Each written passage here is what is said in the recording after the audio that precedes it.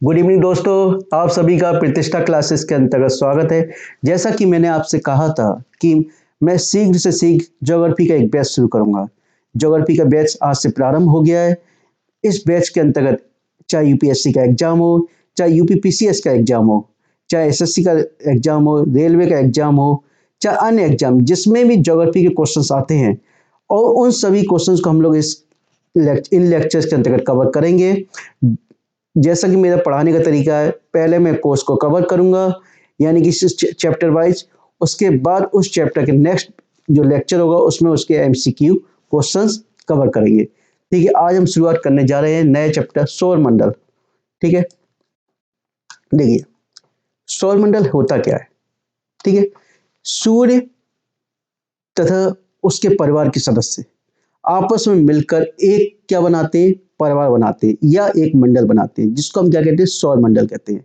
सौर मंडल में कौन कौन शामिल होता है? सूर्य तो हो गया आपका, सूर्य के चारों ओर कौन चक्कर लगाते हैं? ग्रह। ग्रह हो गए, और ग्रह के चारों ओर कौन चक्कर लगाते हैं? उपग्रह हो गए आपके।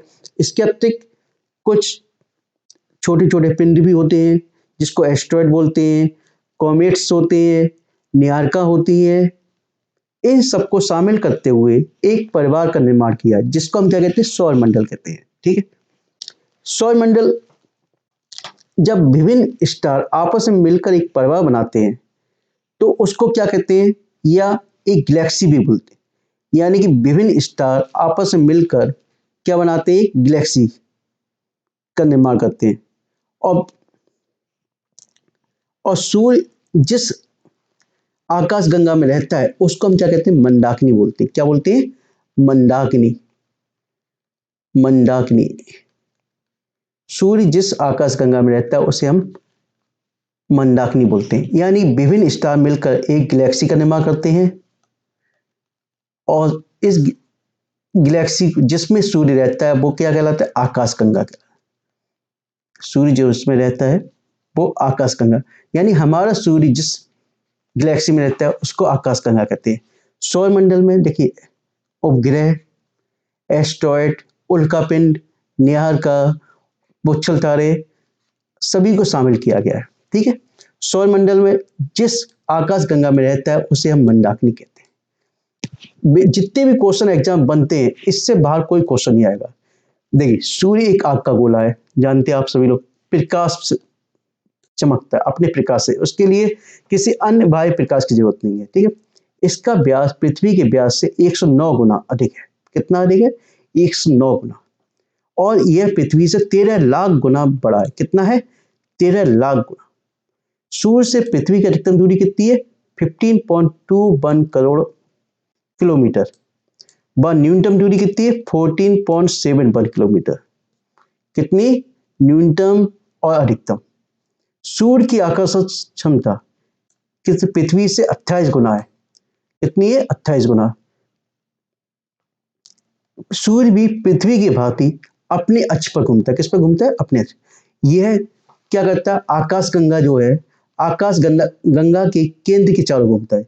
जो आपकी गैलेक्सी है, गैलेक्सी के केंद्र के चारों घूमता है। ठीक है, गैलेक्सी के केंद्र के चारों। सूर्य में हाइड्रोजन 71%, हीलियम 27% व अन्य 2% गैस अन्य है। ठीक है, सूर्य के केंद्र का तापमान 1.6 करोड़ केल्विन है। कितना है? 1.6। इसकी बाहरी परत को हम क्या कहते हैं? कोरोना कहते हैं। यानी सन में भी कई लेयर्स होती हैं। क्या होती? कई लेयर होती हैं। इसकी देखिए बाहरी लेयर, देखिए आप,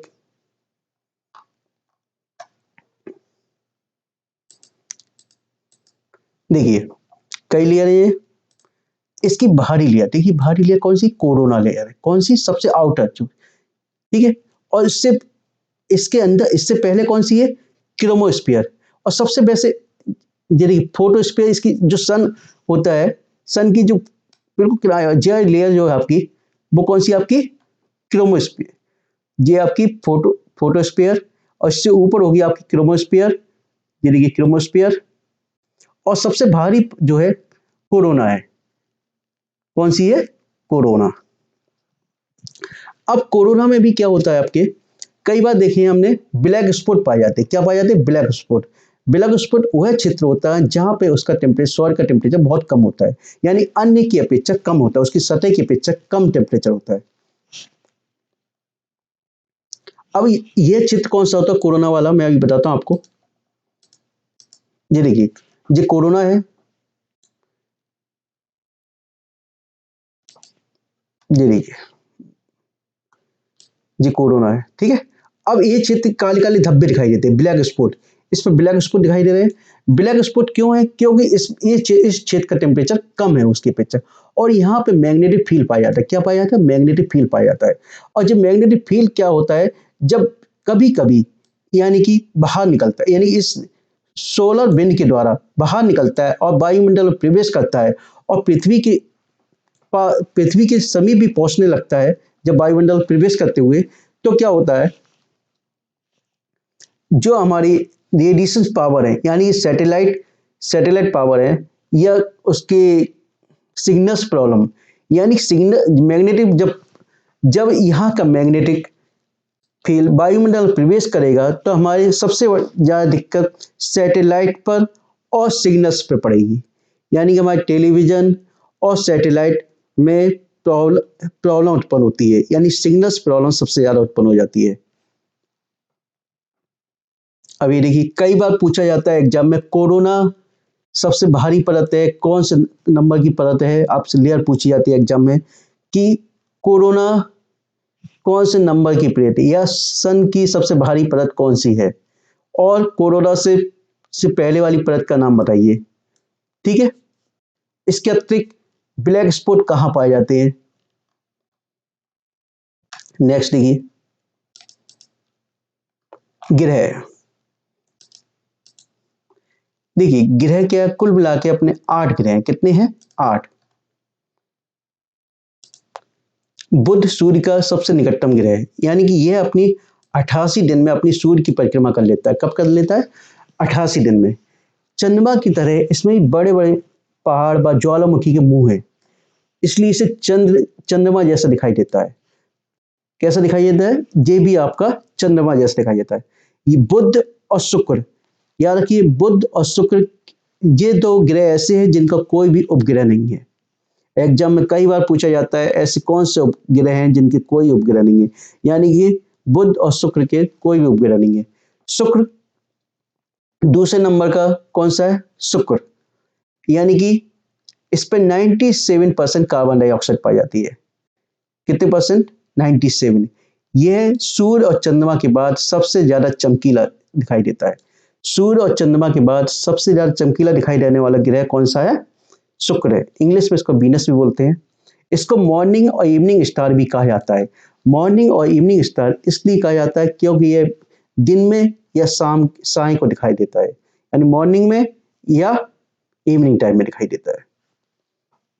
ये आकार व द्रव्यमान में पृथ्वी से समानता रखने के कारण पृथ्वी का जुड़वा ग्रह भी बोलते हैं, यानी कि इसको वीनस को अर्थ का ट्विंस भी बोला जाता है। क्यों? क्योंकि पृथ्वी के आयतन और द्रव्यमान के बराबर है, इसलिए उसको क्या बोला जाता है? ट्विंस। बुध और शुक्र का कोई ग्रह नहीं है। ने पृथ्वी आंतरिक ग्रह में यह सबसे बड़ा है। जल की उपस्थिति के कारण इसका रंग नीला होता है। अब देखिए, आंतरिक ग्रह और बाह्य ग्रह कौन से होते हैं? आंतरिक आंतरिक ग्रह वह होते हैं जो सॉलिड के रूप में हो, ठोस के रूप में हो। कैसे हो? ठोस के रूप में। वह ग्रह जो ठोस के रूप में हो, वो कौन से कहलाते हैं? आंतरिक। बुध, शुक्र, पृथ्वी, मंगल। यह ग्रह कैसे हैं आपके? सॉलिड, यानी बुध, शुक्र, पृथ्वी और मंगल, ये आपके आंतरिक ग्रह हैं। इसके अतिरिक्त जो अन्य ग्रह हैं 4, वो कैसे हैं? आपके बाह्य ग्रह हैं। वो जो बाह्य ग्रह हैं वो कैसे होंगे? आपके गैस स्टेट में होंगे, गैस के रूप में। उनका जो सरफेस होगा वो कैसे होगा? गैस के रूप में होगा, सॉलिड नहीं होगा। ठीक है।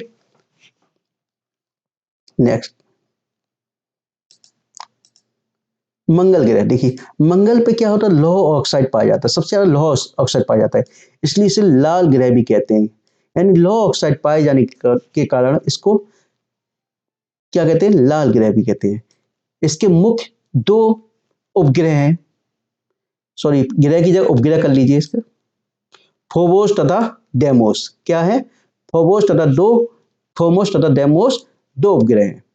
इस पर भी CO2 और नाइट्रोजन व अन्य अक्रिय गैस पाई जाती हैं। CO2 कार्बन डाइऑक्साइड यानी कि, और नाइट्रोजन गैस व अन्य अक्रिय गैस यानी जो क्रिया नहीं कर सकती, वह गैस पाई जाती है। ठीक है, नेक्स्ट।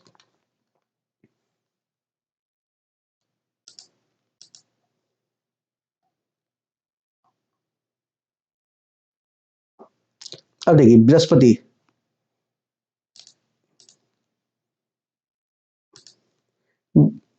बृहस्पति है सौर मंडल का सबसे बड़ा ग्रह है। कैसा है, सबसे बड़ा ग्रह है। इस ग्रह पे अमोनिया यानी अमोनिया, मेथेन और हाइड्रोजन गैस पाई जाती है। यानी कि सबसे बड़ा और सबसे भारी कौन सा है, बृहस्पति। यह अपने अक्ष पर 1 डिग्री झुकाव होने के कारण मौसम इस पर सदैव समान बना रहता है। यानी कि यह ग्रह एकमात्र ऐसा ग्रह है जो अपने अक्ष पर 1 डिग्री झुका हुआ है। 1 डिग्री झुकाव होने के कारण इस पर मौसम हमेशा समान बना रहता है।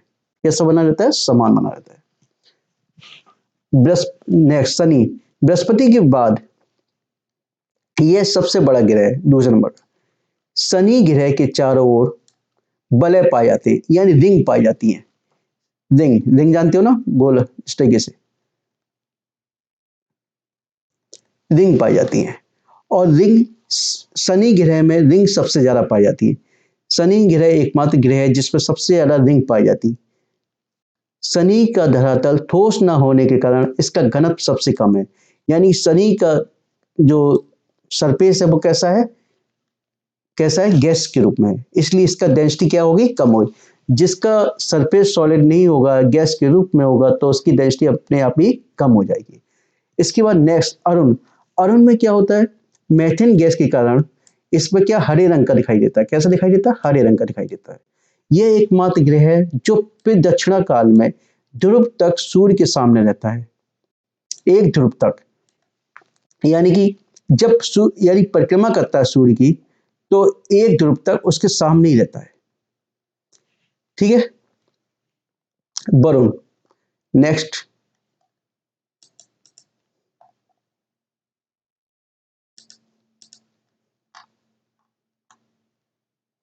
यह सूर्य का सबसे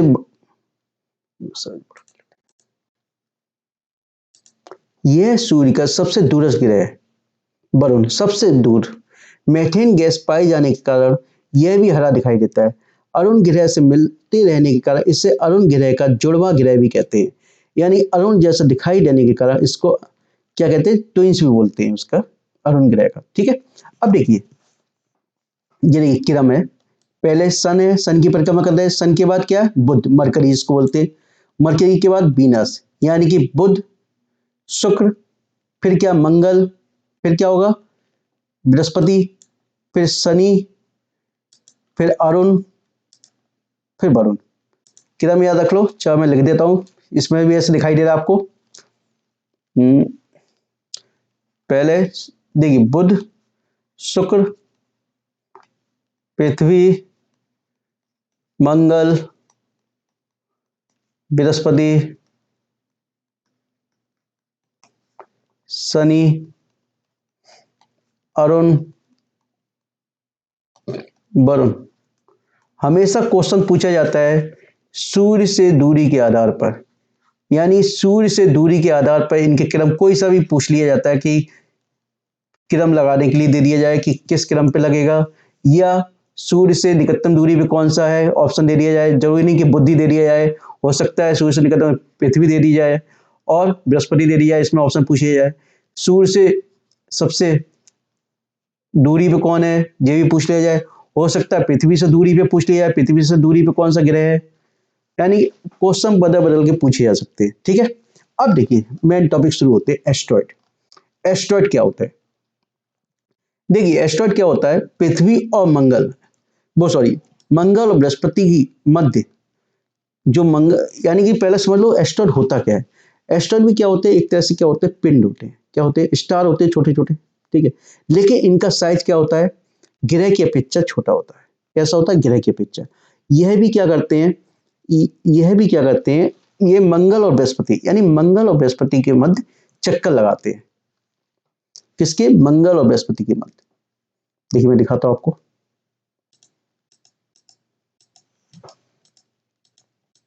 देखिए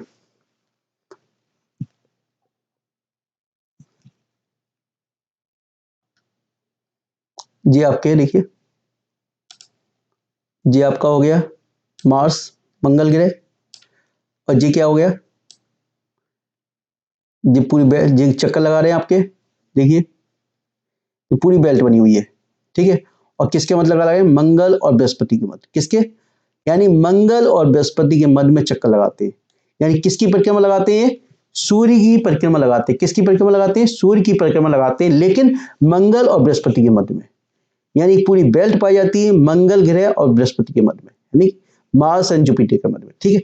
अब देखिए इन्हीं ग्रहों से, इन्हीं छोटे ग्रहों से कॉमेट्स की उत्पत्ति होती है। कैसी होती है, कॉमेट्स की, जिसको बोलते हैं उल्का। उल्का क्या होते हैं, ये छोटे छोटे ग्रह हैं, ये छोटे छोटे ग्रह हैं, जो सॉरी ग्रह नहीं, पिंड है, ठीक है। ये पिंड है छोटे छोटे। अब ये आपस में टकराएंगे, क्या होंगे, आपस में टकराएंगे।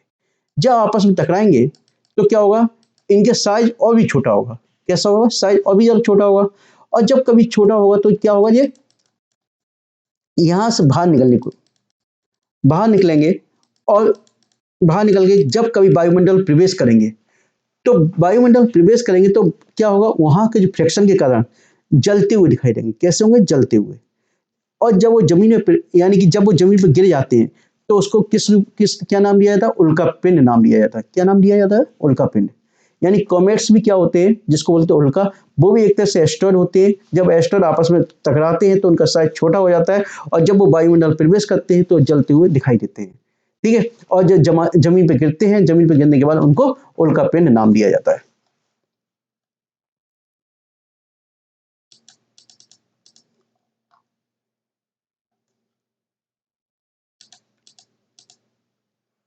देखिए उल्का पिंड, देखिए यह भी एक प्रकार का क्षुद्र ग्रह है। यह मंगल व बृहस्पति ग्रह की मध्य परिक्रमा तब आपस में टकराने के फलस्वरूप इनका आकार और भी छोटा हो जाता है, और वायुमंडल में प्रवेश करने पर घर्षण के कारण जलने लगते हैं। जब ये वायुमंडल में रहते हैं तो इन्हें उल्का, धरातल अथवा समुद्र में गिरने पर इनको उल्का पिंड कहा जाता है।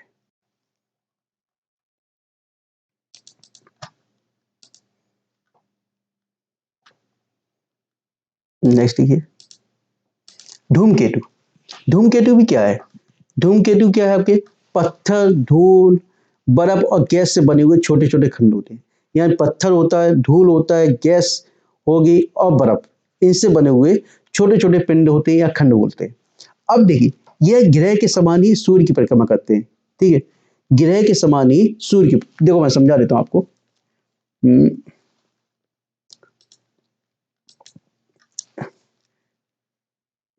जी आपका सन है, क्या है, सन। अब ये यहाँ पे जी क्या होता है, इस तरीके से ये परिक्रमा करता है, इसके इलेप्टिकल परिक्रमा करते हैं। यानी कि यहाँ पे एक तरह से एक जगह तो इसकी दूरी बहुत ज्यादा होती है, यानी धूमकेतु की एक तरफ तो दूरी बहुत ज्यादा होती है, ठीक है। अब इस धूमकेतु जो होंगे, धूमकेतु जो होंगे आपके, ये किससे मिलके बनते हैं, यानी कि कोई पत्थर होगा, पत्थर के ऊपर बर्फ जमी होगी और गैस होगी, ठीक है। जिस तरीके से पत्थर हो गए, गैस होंगी और धूल कण होंगे, इससे मिलकर बनी होती है। अब ये देखिए, जब ये पहले सॉलिड क्यों, यानी बीच में तीन भाग होते हैं इसके, कौन से होते हैं, तीन भाग होते हैं। एक होता है इसका मध्य, जिसको बोलते हैं नाभि, पूछ और कौमा, तीन भाग हो गए, नाभि, पूछ और कौमा, ठीक है। नीचे लिखा भी है, वो मैं देख रहा था कि नीचे लिख दिया, नहीं लिखा मैंने।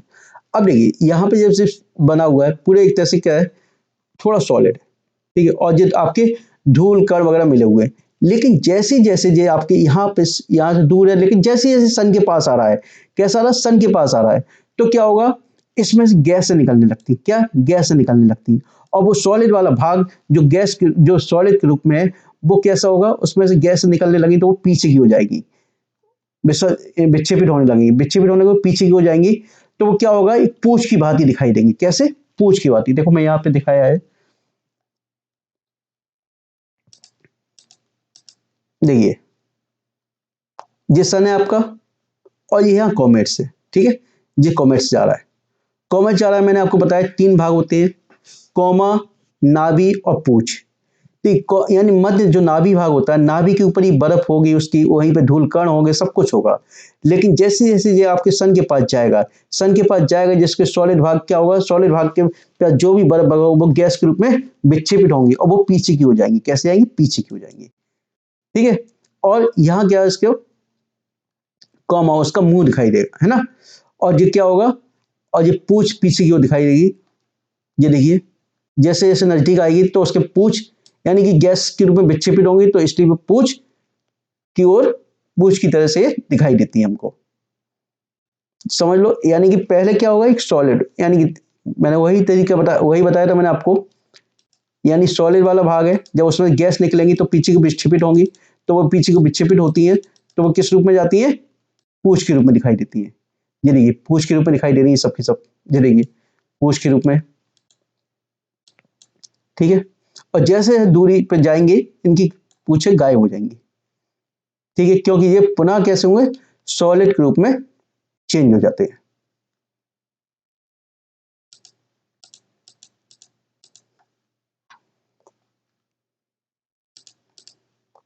इसके देखिए 3 भाग होते हैं, मध्य भाग जो कि ठोस के रूप में होता है, कौमा सिर वाला भाग, और पूंछ। चंद्रमा पृथ्वी का उपग्रह है, पृथ्वी के व्यास का 1/4 भाग, भार का 1/5 और आयतन का 1/50 भाग है, यानी पृथ्वी की अपेक्षा व्यास में 1/4 है, भार कितना 1/5 है, और आयतन 1/50। इसकी आकर्षण क्षमता पृथ्वी की अट्रैक्शन पावर की 1/6 है, कितनी है, 1/6। नेक्स्ट,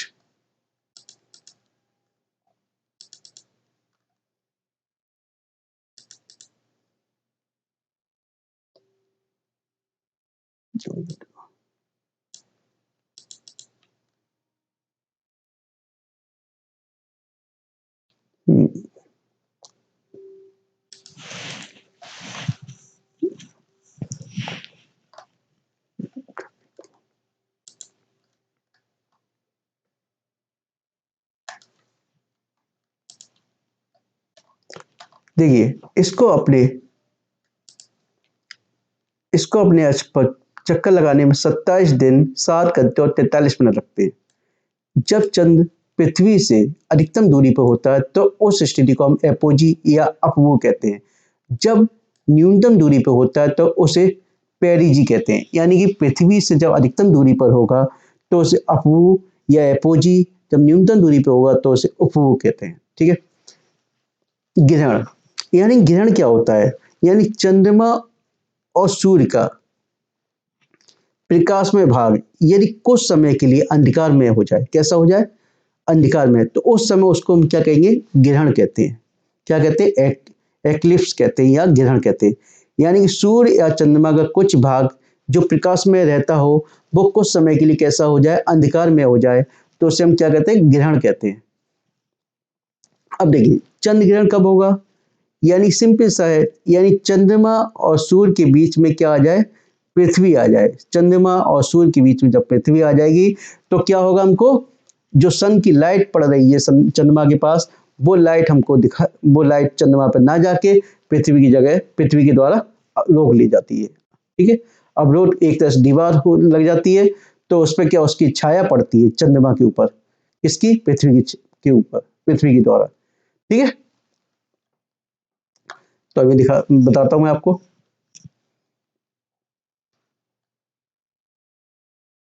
अब देखिए, जब कभी चक्कर लगाते समय सूर्य तथा चंद्रमा के मध्य पृथ्वी आ जाती है, ठीक है, चंद्रमा को सूर्य का प्रकाश नहीं आ पाता है और चंद्रमा पर पृथ्वी की छाया पड़ती है, जितने भाग पर पृथ्वी की छाया प्राप्त होती है वह भाग हमको दिखाई नहीं देता, इसको चंद्र ग्रहण कहते हैं। अब देखिए ये सन है अपना, ठीक है, सन की लाइट जाती है अपनी, ठीक है, सन की लाइट पड़ रही है, लेकिन ये पहले क्या है, सन पे जा रही, मून पे जाती थी, लेकिन बीच में पूरी तरह से क्या आ गई, अर्थ आ गई।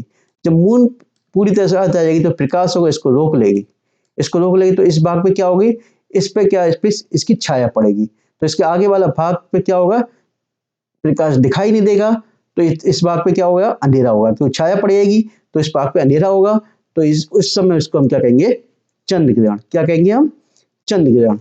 जबकि सूर्य ग्रहण में क्या होता है, सूर्य और पृथ्वी के मध्य में चंद्रमा है। देखो कहाँ गया, नेक्स्ट पेज कहाँ गया, डायग्राम बनाया है।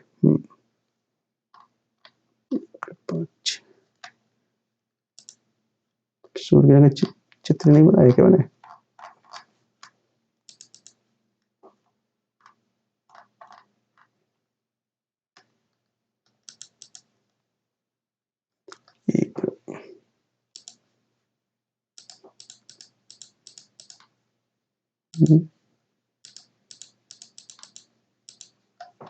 देखिए हाँ ये है फिगर, मैं कह रहा मैंने बनाया तो था फिगर।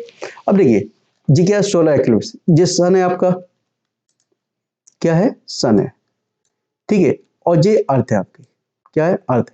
अब इसके मध्य में क्या आ गया, मून आ गया, तो सन का प्रकाश जो है आपका मून पे डायरेक्ट जा रहा है, नहीं जा रहा, नहीं जा रहा, क्योंकि बीच में मून आ गया, मून ने इस प्रकाश को ढक लिया, और जितना भाग ये ढकेगा उसकी छाया इस पे पड़ेगी, किस पे पड़ेगी, अर्थ पे पड़ेगी, तो इस भाग में प्रकाश नहीं पहुंचेगा, तो ये भाग कैसा होगा, अंधेरा हो जाएगा।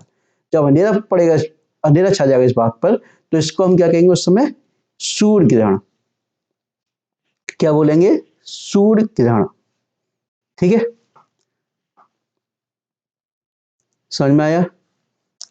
अब देखिए नेक्स्ट टॉपिक रहेगा हमारा, नेक्स्ट डे हम शुरू करेंगे मोशन ऑफ द अर्थ, यानी कि पृथ्वी की गतियां, ठीक है। आप लोग जब तक स्टडी कीजिए, नेक्स्ट डे हम मोशन ऑफ द अर्थ करेंगे और उसके साथ लैटिट्यूड और लॉन्गिट्यूड भी कवर करेंगे। उसके बाद अभी तक एग्जाम में जो क्वेश्चन के ऊपर आए हैं उन सबको हम कवर करेंगे, ठीक है। Okay, thank you, good night.